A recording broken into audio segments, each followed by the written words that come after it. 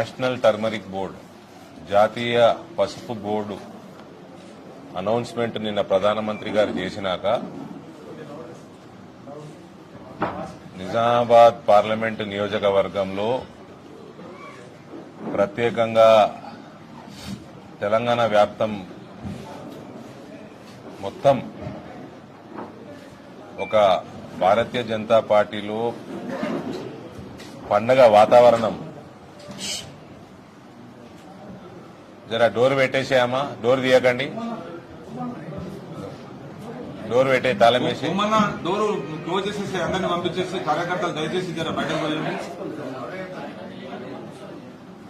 ఆ డోర్లు తీయండి కొద్దిగా దయచేసి, అందరికి ఇది వేడి డోర్ తీయండి, విండోస్ డోర్ పెట్టేయా.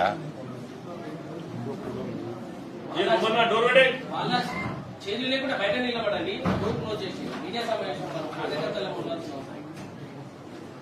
కూర్చుంటే కూర్చోండి.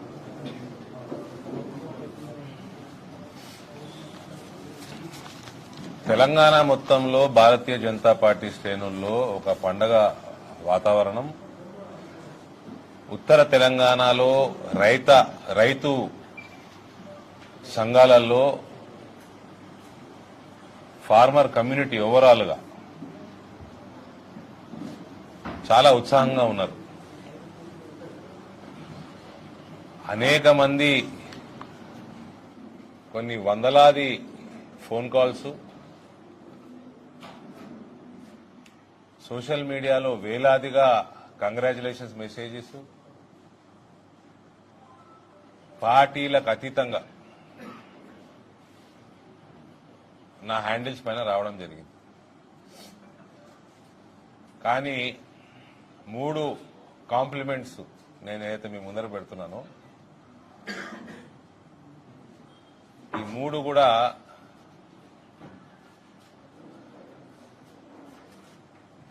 ప్రత్యేకంగా నా మనసుని టచ్ చేసిన కాంప్లిమెంట్స్ ఇవి.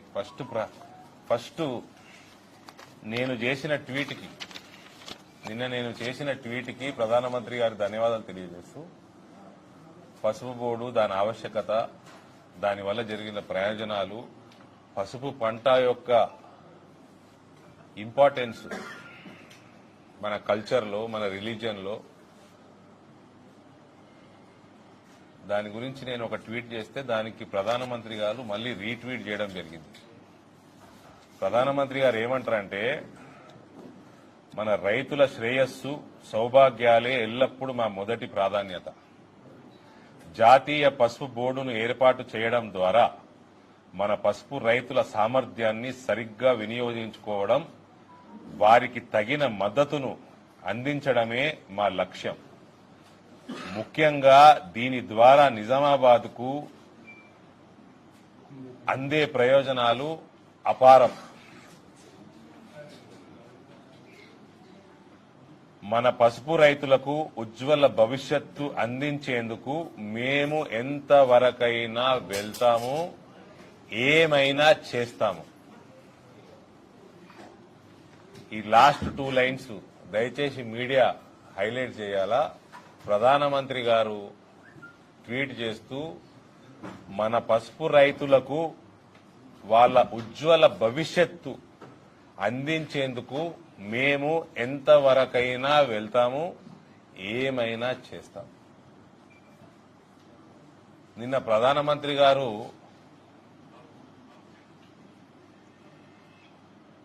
నేషనల్ టర్మరిక్ బోర్డు అనౌన్స్ చేస్తూ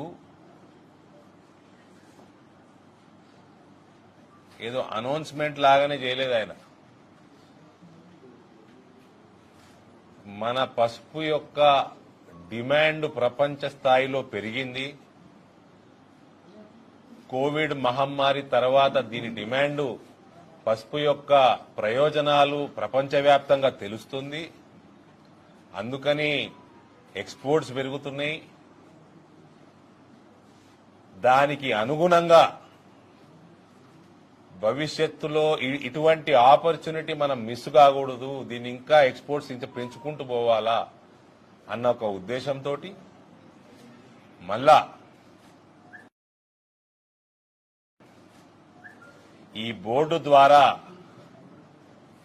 chain end to end connectivity, value chain system అన్నాడు ఆయన. నాట్లేసే కాడికెళ్ళి కోతలు కోసే వరకే కాకుండా మార్కెటింగ్, సేల్స్, ఎక్స్పోర్ట్స్ చేసే వరకు ప్రతి ఒక్కటి ఈ నుంచి ఆడదాకా కనెక్టివిటీ కోసం పనికొస్తుంది ఈ బోర్డు. మళ్ళా పసుపు రైతుల కోసము వాళ్ళ ఇన్ఫ్రాస్ట్రక్చర్ పెంచడానికి పనికొస్తుంది అని ఆయన చెప్పడం జరిగింది. అంటే పసుపు రైతులందరూ ఫిబ్రవరి, మార్చి రాగానే 1000 టన్నులు తీసుకుపోయి మార్కెట్ యార్డ్ల గుమ్మరియంగానే దళారులు దాని ప్రెషర్, రైతుల యొక్క ప్రెషర్ను వాడుకొని రేటు తగ్గిస్తూ ఉంటారు. అటువంటి అవకాశం లేకుండా కోల్డ్ స్టోరేజులు, గోడౌన్లు, వేరోజులు ఎక్కడికక్కడ కట్టుకోవడానికి ఈ బోర్డు ఉపయోగపడుతుంది. దీనికి తగ్గట్టు మీరు అందరూ ఒక 3 సంవత్సరాలు రివైండ్ చేసుకుంటే 2021లో కేంద్ర అగ్రికల్చర్ బడ్జెట్లో 1,00,000 కోట్ల రూపాయలు మన అగ్రి బేస్డ్ ఇన్ఫ్రాస్ట్రక్చర్ కోసం కేటాయించడం జరిగింది. సో అవన్నీ సద్వినియోగం చేసుకునేలాగా ఈ బోర్డు ఉన్నట్టు ఆయన మాట్లాడడం జరిగింది. దాని అదనంగా ఆయన ట్వీట్లో పసుపు రైతుల ఉజ్వల భవిష్యత్తు కోసం మేము ఎంతవరకైనా వెళ్తాం, ఏమైనా చేస్తామని ఆయన లిఖిత పూర్వకంగా ట్వీట్ చేయడము, ఇది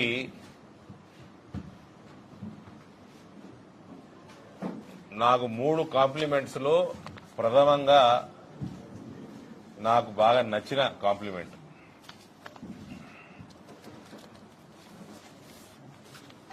రెండోది, కేంద్ర మంత్రి, నేను మీ అందరి ఆశీర్వాదంతో ఇక్కడ భారతీయ జనతా పార్టీ ఎంపీగా ఎన్నికైనాక మనము ప్రయారిటీలో పసుపు యొక్క ఇష్యూస్ మీద గవర్నమెంట్ తో టేకప్ చేసి వివిధ కార్యక్రమాలు చేపట్టడం జరిగింది. దానికి ప్రతిరోజు ఢిల్లీలో ఉన్నప్పుడు ఆ మంత్రి గారి దగ్గర పోతా ఉంటే, అలా డిపార్ట్మెంట్లలో తిరుగుతూ ఉంటే, వివిధ మంత్రిత్వ శాఖలు, నేను మంత్రి గారి పేరు చెప్పాను, ఆయన నాకు పర్సనల్ మెసేజ్ పంపించిండు. ఆయనని నేను ఎన్నిసార్లు కలిసినా, ఆయన ఎన్నిసార్లు సతాయించినా, ఏమేం చేయించుకున్నా ఆయనకు తెలుసు, ఆయన స్టాఫ్ అంతా తెలుసు. సో ఆయన ఒక వాట్సాప్ మెసేజ్లో నాకు, వాళ్ళకి మళ్ళా హిందీ చాలా ఫ్లూయెంట్ గా వస్తుంది కదా, जो पूरी धर्म से अपना कर्म करता है उसे धर्मपुरी अरविंद कहते हैं అన్నాడు. ఇక మూడో పెద్ద కాంప్లిమెంట్ ఒక రైతు ద్వారా వచ్చింది నాకు. ఆల్మోస్ట్ 65-67 సంవత్సరాల రైతు, నాకు తెలిసిన రైతు, పార్టీలకు అతీతంగా ఉండే రైతు.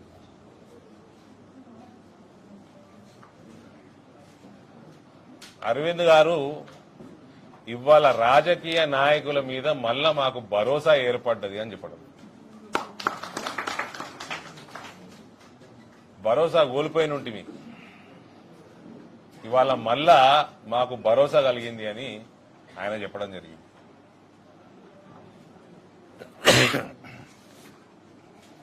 ఇక ఇదొక 4 సంవత్సరాల జర్నీ. ఇది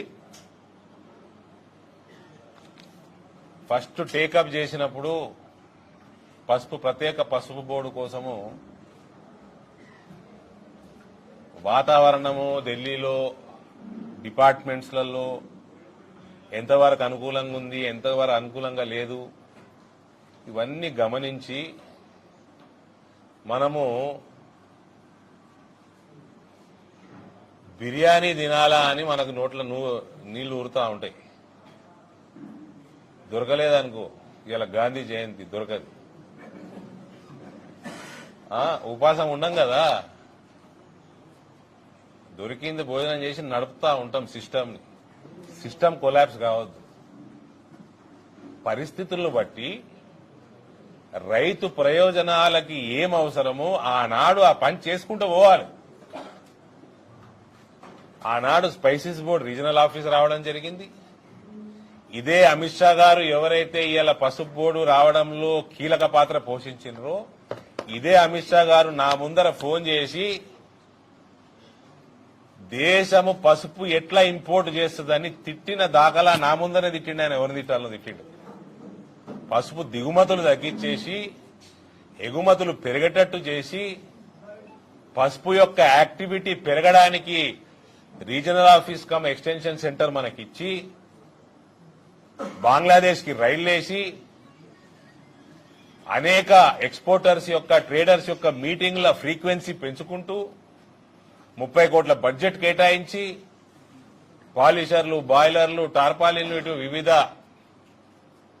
ఏవైతే రైతులకు ఉపయోగపడతాయో ఇటువంటివి వాళ్ళకు అందజేసి ఎక్కడ ఎప్పుడు కూడా పని ఆపలే, సిస్టమ్ ని కొలాప్స్ కానియలే.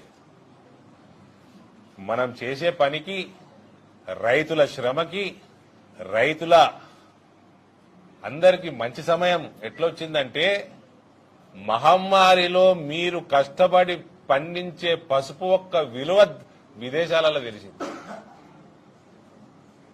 దానివల్ల ఎక్స్పోర్ట్స్ ఎంత పెరిగినాయి, దేశానికి ఆదాయం ఎంత పెరిగింది, ఇటువంటి అంశాలు కూడా ప్రతిసారి నాకు ఆపర్చునిటీ వచ్చినప్పుడు నేను ప్రధానమంత్రి గారికి, అమిత్ షా గారికి లేఖలు రాయడం జరిగింది. ఇదొక మంచి అవకాశం.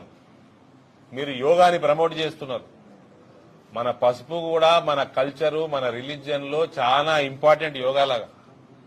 దీన్ని మనము ఈ అవకాశం అందిపుచ్చుకొని మన ప్రమోషన్స్ ఇంకా చేసుకోవాలి అని అనేక మార్లు ఆయన కమ్యూనికేట్ చేయడం జరిగింది. ఇగోండి నా ఫైల్ ఎట్లుంటదంటే నేను ఎప్పుడు కమ్యూనికేట్ చేసినా ఇంట్లో పోతుంది. ఇది ఇప్పితే ఇలా కాగితాలు ఉంటాయి. దీనిలో ఏమున్నా చూడండి. దీని మీద ఫస్ట్ నా ప్రతి కమ్యూనికేషన్ లా దీని లోపల కాగితాలు పోతాయి.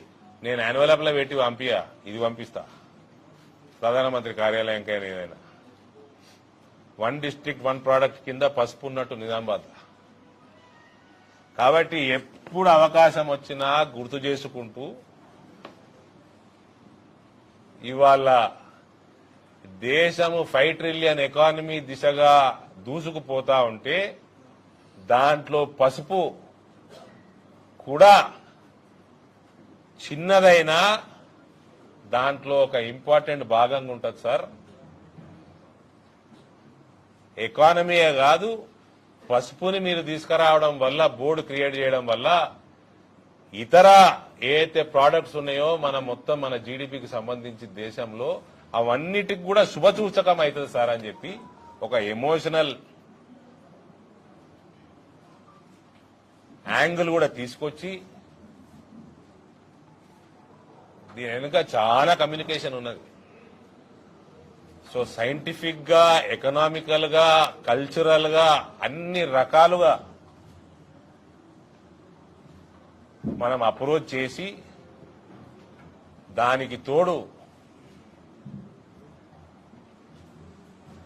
అమిత్ షా గారు కన్విన్స్ అవ్వటం,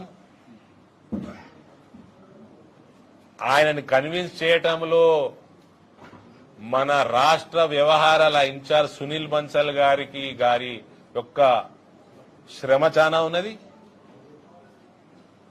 అందరికంటే మించి మన రాష్ట్ర అధ్యక్షులు కేంద్ర మంత్రి కిషన్ రెడ్డి గారు చాలా చొరవతోటి, ప్రత్యేక శ్రద్ధతోటి పీఎం కార్యాలయం గాని ఇతర సీనియర్ మంత్రుల కార్యాలయాలతోటి ఆయన కోఆర్డినేట్ చేయడము, ఇవాళ పసుపు రైతుల చిరకాల వాంఛ, వాళ్ళ కళ నెరవేరటంలో ఈ అందరు కూడా భాగస్వాములు ఉన్నారు. సో అందరి తరఫున ప్రతి ఒక్క పసుపు రైతుకి మనస్ఫూర్తిగా నేను శుభాకాంక్షలు తెలియజేస్తా ఉన్నాను. మోదీ హై తో ముమ్కిన్ హై.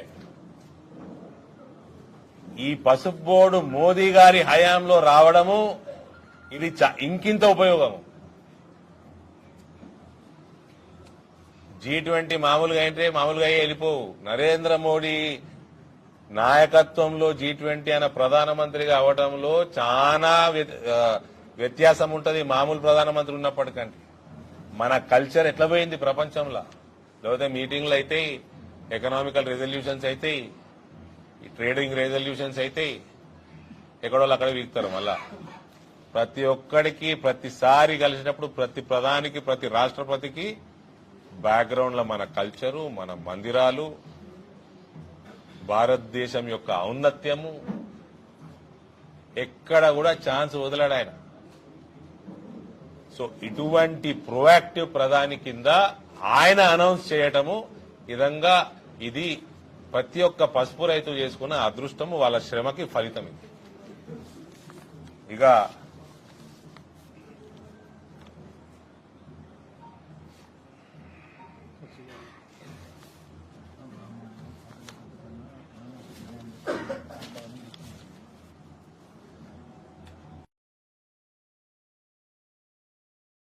ఇంత పెద్ద అనౌన్స్మెంట్ చేసినాక నరేంద్ర మోడీ గారు రేపు ఇందూరుకి రావడం జరుగుతా ఉంది.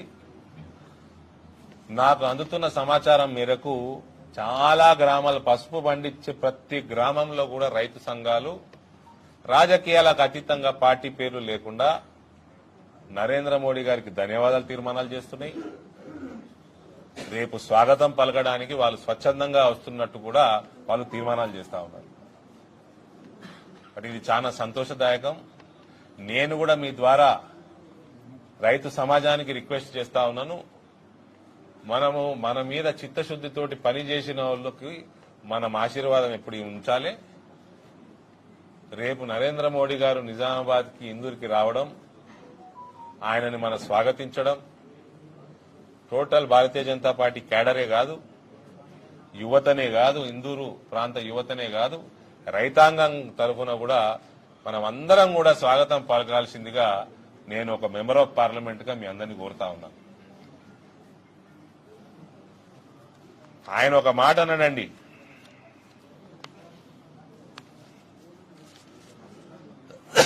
ఆయన ఒక మాట అన్నాడు, పసుపు రైతుల శ్రేయస్సు కోసం ఎంత దూరమైనా వెళ్తాం, ఏమైనా చేస్తామని లిఖితపూర్వకంగా నేను చూపించిన ఇంతకుముందు.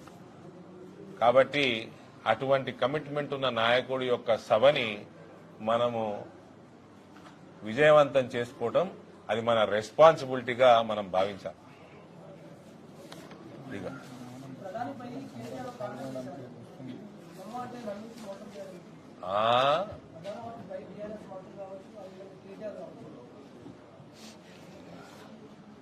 ఇంత మంచి టైంలో ఈ ముదనష్టపోళ్ళు కల్వకుంట్ల మాట తీయాల్సిన అవసరమా? ఇక నువ్వు తీసినాక నేను ఇవ్వకుంటున్నా, నువ్వు తీసినాక నేను ఇవ్వకుంటున్నా.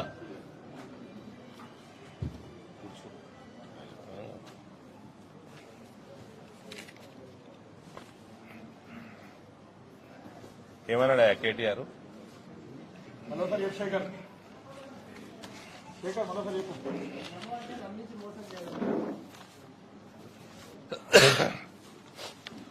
ఇందూరు ప్రజలకి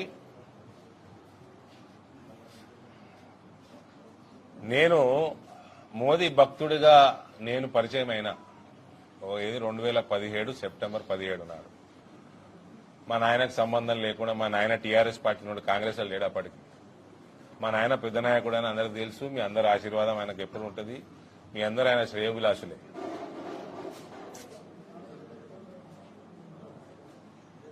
ఇవాళ మా నాయన పేరు కూడా నిలబెట్టిన నేను.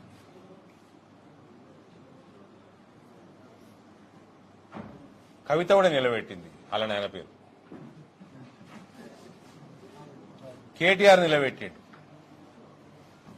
నేను ఒక కాపు బిడ్డగా కాపులకు వెనుకొచ్చే, రైతులకు వెనుకొచ్చే బోర్డు తీసుకొని వచ్చిన దశాబ్దాల కళ. అది కూడా మోడీ గారితో అనౌన్స్ చేయించిన. ఎవరో కాదు, మళ్ళా దేశ ప్రధానే కాదాయన, ప్రపంచ రాజకీయాలను చిటికనీళ్ళ మీద నడుపుతున్నాయని ఇవాళ ఆయనతో అనౌన్స్ చేయించిన. కవిత కూడా అలా నాయన పేరు నిలబెట్టి తాగుబోతు బిడ్డగా లిక్కర్ బోర్డు పెట్టింది.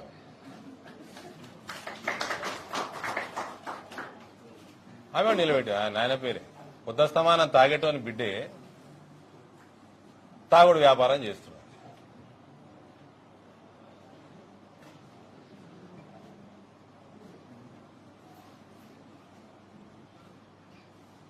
ఇక నేనేమన్నా తక్కువ తిన్నానా అని 2 ఆకులు ఎక్క తిన్నాడు వాళ్ళ అన్న కేటీఆర్. మత్తు పదార్థాల ఏమంటారు తీసుకుంటాం సేవించటం, సేవన, అమ్మకము, మార్కెటింగు తెలంగాణ వ్యాప్తంగా హైదరాబాద్లా డోప్ పార్టీలు, దానికైనా బ్రాండ్ అంబాసిడర్ ఉండటము, వాళ్ళ నాయన కవిత కంటే ఎక్కువ పేరు నిలబెట్టిండు ఆ కేటీఆర్. నేనింకేమైనా తక్కనా అని మన బాల్కొండ జాంపండు గంజాయి బాల్కొండలా ఆర్మూర్లా ఈ ప్రాంతంలో గంజాయి విచ్చలవిడిగా మార్కెటింగ్ అండ్ సేల్స్ మేనేజర్ గా ప్రశాంత్ రెడ్డి అంటే వాళ్ళు గంజాయి మార్కెటింగ్ అండ్ సేల్స్ మంత్రి.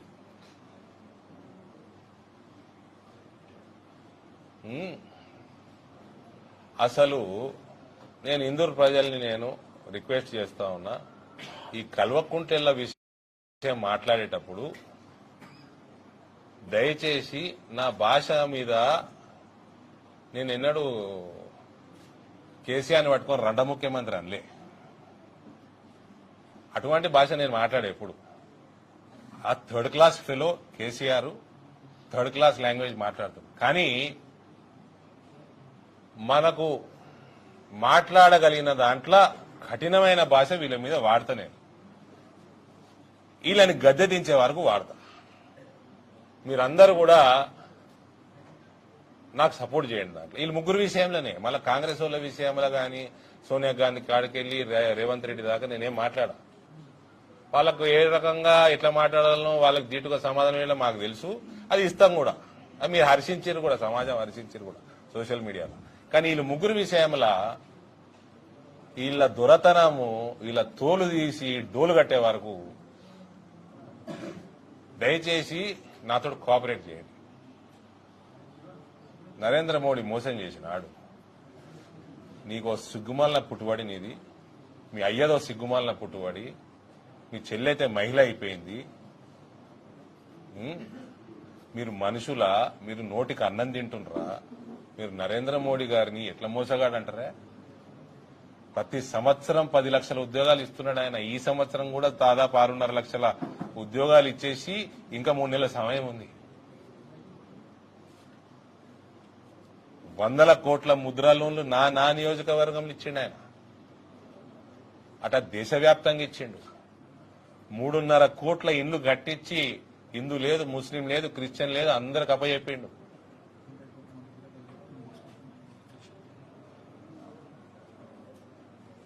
కోవిడ్ వచ్చిన కాడికెళ్లి 80 కోట్ల భారతీయులకి ఫ్రీ రేషన్ అందిస్తున్నాడు. కోట్లాది మంది మళ్ళా హిందూ ముస్లింకి అతీతంగా free health treatment, health insurance ఇస్తున్నాడు. 5 లక్షల రూపాయలు ప్రతి సంవత్సరం. ఇట్లా చెప్పుకుంటూ పోతా ఉంటే విశ్వబ్రాహ్మలకి ఆయన చేసిన నూతన పథకం దాదాపు 18 కులాలు విశ్వబ్రహ్మ యోజన, విశ్వకర్మ యోజన. ఆయన మైన్యూట్ లెవెల్ దాకా సొసైటీలో ఉన్న ప్రతి వర్గానికి ఏదో ఒకటి చేస్తా ఉంటే నువ్వు మీ అయ్య గాడిదలు కాస్తున్నారు.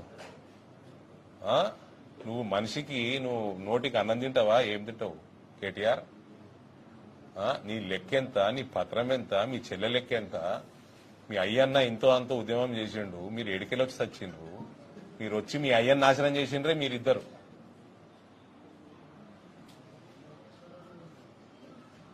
అసలు మనిషి అన్నాక పుట్టుకొక దానికి ఏమైనా అర్థం ఉండాలి.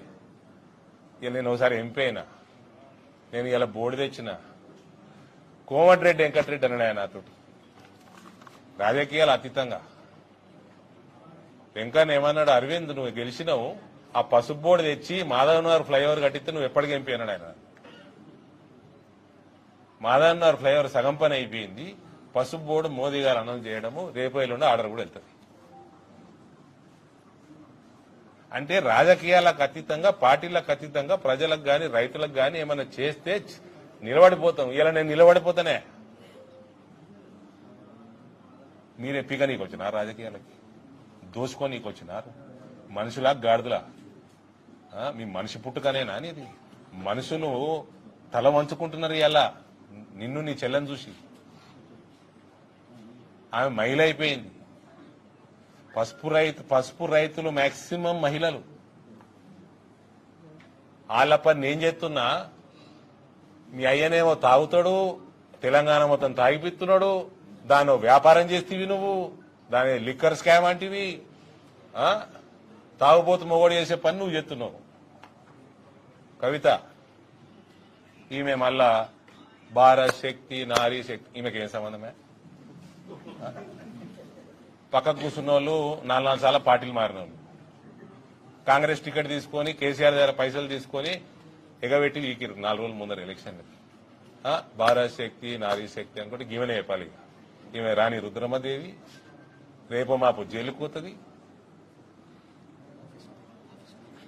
ఇక వీళ్ళు కూడా ప్రధానమంత్రి గురించి మాట్లాడతారానే? కేటీఆర్ నిన్న ప్రధానమంత్రి స్పీచ్ లా విన్నవా లేదా సరిగ్గా? ఒక దిక్కు మేము రైతులకి, వరి రైతులకి ఎంఎస్పీ పెంచుకుంటూ పోతా ఉంటే, ఎన్నో 100% తెలంగాణ నుంచి వరి కొనుగోలులో మా పెట్టుబడి పెరుగుతా ఉంటే పోయిన 9 సంవత్సరాలల్లా ఇక్కడ ప్రభుత్వము బ్లాక్ మార్కెట్ చేస్తున్నది ఆ పైసలతోటి అని ప్రధానమంత్రి గారు అన్నారు నిన్న. మీడియా గుర్తుందా? కొడుక, నీ చెల్ల కంటే ముందు నువ్వు జైలుకు పోయినా నాకు ఆశ్చర్యం లేదు. నీ చాలా భాగవతాలు ఉన్నాయి, అన్ని ఉన్నాయి, లెక్కపత్రాలు ఉన్నాయి, ఎక్కడెక్కడ ఉండాలి అన్ని ఉన్నాయి. నీ లెక్కెంత, నీ అడ్రస్ ఏంది, నీ వ్యవహారం ఏంది, అసలు నీ పుట్టుకేంది, నువ్వు మనిషివా నువ్వు గాడిదివా? తోలొలుస్తా బిడ్డ. ఇంకోసారి మర్యాద లేకుండా ప్రధాని గురించి మాట్లాడినావంటే నువ్వు చిల్లరోనివి, నువ్వు కచరాగాని కొడుకువి. నువ్వు నరేంద్ర మోడీ మోసగాడా? ఏ లెక్కల మోసగాడు? ఇవాళ మీ కల్వకుంట్లో అని చెప్తున్నా కదా, ఈ డెంగ్యూ రోగ దోమలు ఎట్లా చంపేస్తారు పోగొట్టి. రేపు ఎలక్షన్లలో అదే మున్సిపల్ సిబ్బంది, అవే అంగన్వాడోళ్ళు, ఆశా వర్కర్లు, ఆర్పీలు మొత్తం కూడా కొడుకులారా మీ కల్వకుంట్లో పొగబెట్టి ఏ రకంగా తరిమేస్తారు చూడరు రేపు తెలంగాణ నుంచి. కొద్దిగానా ఈ రాష్ట్రంలో రైతులు శ్రమించి పండించే పంట తింటున్నావు, కొంచెం మనిషి లెక్క మాట్లాడు. రైతులు కూడా తల వంచుకుంటారు, నీ వాళ్ళు వండించింది నీకు తిండి పెడుతున్నట్టు. Useless fellows. నీకు వరంగల్ కోచ్ ఫ్యాక్టరీ అయిపోయాయి, రామగుండం ఎరువుల ఫ్యాక్టరీ అయిపోయాయి, నీకు సమ్మక్క సారక్క పేరు మీద ట్రైబల్ యూనివర్సిటీ అయిపోయాయి. నువ్వు జాగిచ్చుడు ఆలస్యము ఇవన్నిటికీ. వీళ్ళు ఆలస్యం చేసిరు సంవత్సరాల కొద్దీ, అందుకనే లేట్ అనౌన్స్మెంట్లు అవుతున్నాయి ఇవన్నీ. అసలు మీరు నిజంగా కూడా మనిషి పుట్టుక కాదా, మీరు పందులు.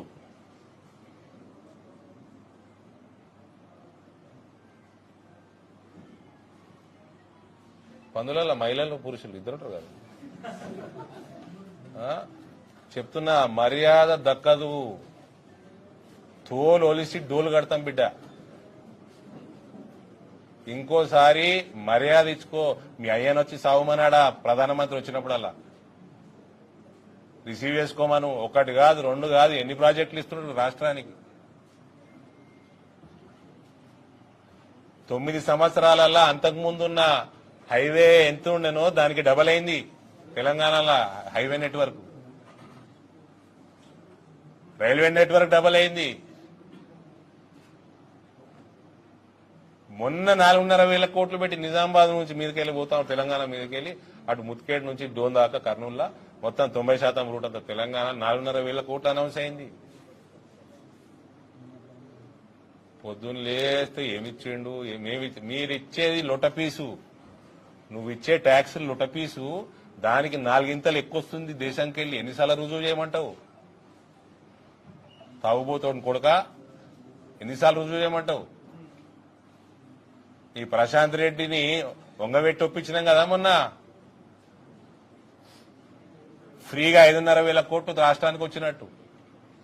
వేల్పూర్ కాడ భీమ్గల్ ఎత్తు వల్ల 2 ఫ్లైఓవర్లు వేసి అదే పైసలతో వేసుకున్నాడు. అదేమీ లోను కాదు, నువ్వు ఇచ్చిన ట్యాక్స్ల పైసలు కాదు అవి, అది ఫ్రీ. 5,500 కోట్లు. ఇట్లా ఎన్నిసార్లు రుజువు చేయమంటావు? మళ్ళా మనిషి పుట్టుకనే అనేది. మాట్లాడేటప్పుడు మర్యాదగా మాట్లాడు. ప్రధాని వస్తే మీ తాగుబోతయ్యని పంపి రిసీవ్ చేసుకోమని. ఇంత పుణ్యం వస్తుంది మీ ముసలోనికి, 70 ఏళ్ళు వస్తున్నాయి. ఇంత పుణ్యం వస్తే 4 వద్దులు లెక్క బతుకుతాడు. నరేంద్ర మోడీ నీడ పడితే నీ కల్వకుంట్ల చంద్రశేఖరరావు చేసిన పాపాలల్లా కొద్ది శాతం కడిగేస్తారు ఆ నీడ. ఒళ్ళు దగ్గర పెట్టుకొని మాట్లాడు. మీరు దొరలైతే మరిచేడన పెట్టుకోండి. మీ మస్తీ ఎట్లంచాలో తెలంగాణ సమాజం తెలుసు. మీ మస్తీ చూడు, ఇందూరు పార్లమెంటు ఎలక్షన్ రిజల్ట్ల కాడికెళ్ళే తెలుస్తాయి. ఈ నుంచే మొదలవుతుంది. ఇందూరే మొదలు పెడుతుంది చేంజ్ ఈ రాష్ట్రంలో.